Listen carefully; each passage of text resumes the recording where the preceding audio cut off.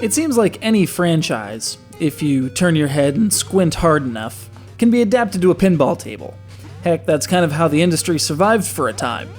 Everything from the Addams Family to Kiss, Monopoly to Jurassic Park, has been home to a pair of flippers at one point or another. Console games, too, aren't immune to the siren song of flashing lights and chattering bumpers. Mario, Metroid, Marvel, and countless other franchises that don't start with the letter M, like Kirby. Yeah, that's the ticket. Wherever there's a niche, be it card games, pinball, or even marbles, Pokemon will be there. The ubiquitous critters invade two different tables in Pokemon Pinball, corresponding to, well, the two original versions of Pokemon, Red and Blue.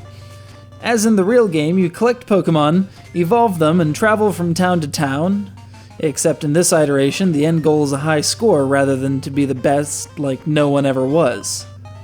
While there's still a Pokédex to fill, it's mostly there for replay value. You start on each table with no Pokemon, no points, and no chance to survive. You make your time by entering catch mode by hitting the outside loop counterclockwise 2 or 3 times.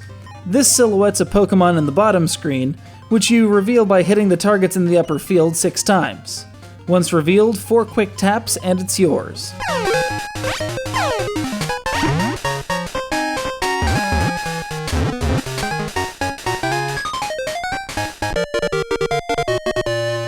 Now you can hit the same loop clockwise 3 times and evolve it by hitting the targets indicated by arrows and collecting the EX, stone, or link cable icons. Keep note though that each of these 2 functions are under a 2-minute countdown clock. Once you've exhausted the selection of local flora and fauna, all that's left is to travel on. You change stages by hitting one of the Diglett, Poliwag, or Psyduck targets on the left and right of the bottom screen 3 times, then shooting the loop indicated. A new set of locales is made available after your 4th travel, and your 6th finds you at the venerable Indigo Plateau, home of the Pokemon League, and the really rare targets like that evil bastard Mewtwo.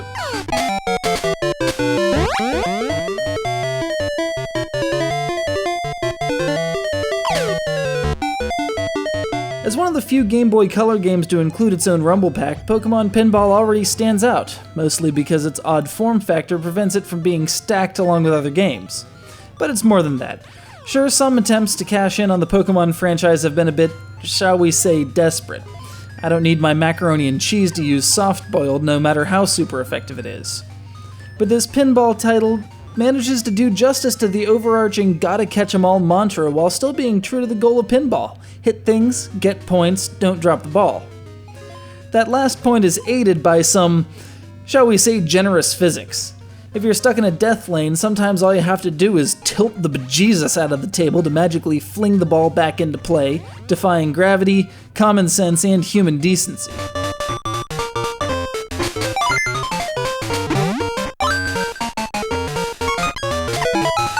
A follow-up, Ruby and Sapphire Edition, followed for the Game Boy Advance, updating the Poké roster with the Generation 3 editions.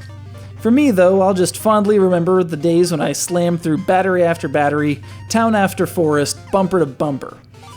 It's a fun take on the Pokemon mythos, though the bulky rumble-pak makes it kinda strange to hold in any device save for the original Game Boy Color. Oh well, time to dust that bad boy off. Now where did I put my hat?